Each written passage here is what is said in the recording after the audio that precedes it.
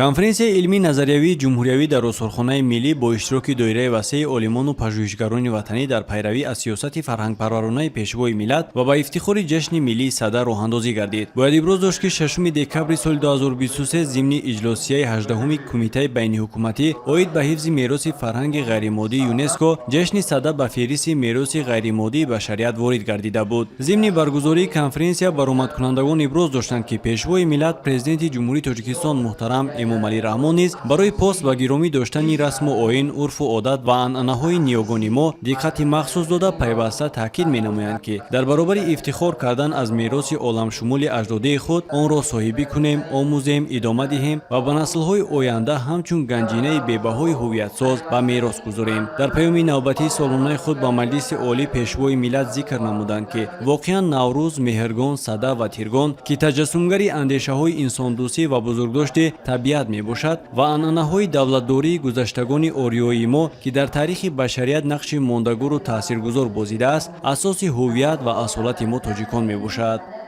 бояд қайд намоям ки конференсияи мазкур бо ташаббуси роҳбарияти осорхонаи миллии Тоҷикистон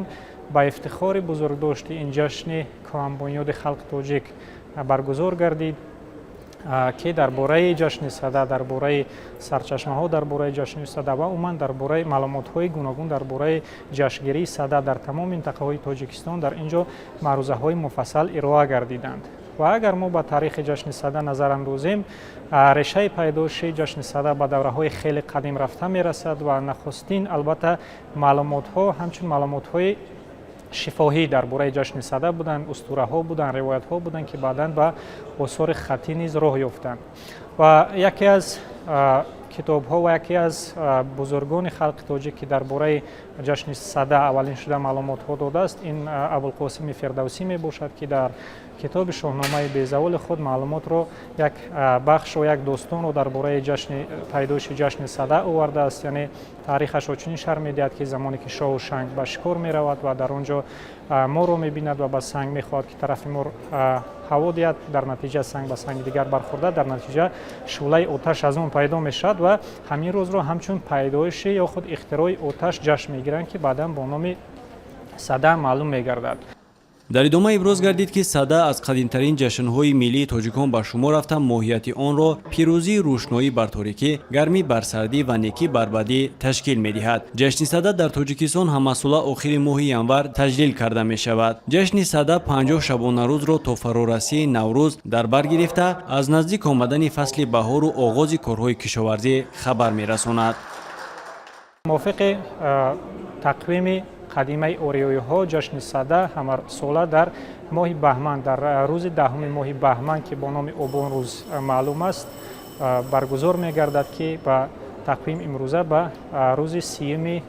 январ рост меёвад ки ҳамасола аз давраи қадим гузаштагони халқи тоҷик дар ин рӯз ҷашни Садаро таҷлил мекарданд ки чихеле ки қайд кардем ҷашни Сада бештар марбут ба офтоб аст, тимсол он оташ дар замин ва ҳамчунин ба рӯшноӣ марбут мебошад ки аз давраи қадим ҷашнгирии Сада бо оташ чихеле ки қайд кардем марбут аст ва мардум дар деҳаҳо, дар шаҳрҳо ҳезумҳои зиёд гирд меоварданд ва оташ меафрӯхтанд ва онро ҳамчун рамзи гармӣ, рамзи рӯшноӣ, яъне пирӯзӣ гармӣ бар сардӣ ҷашн мегиранд. чихеле ки медонем, дар рӯзи 30 январ аллакай чилаи калон тамом мешавад ва оҳиста оҳиста яъне таъсири гармӣ, таъсири хуршед ва рӯшноӣ зиёдтар мешавад.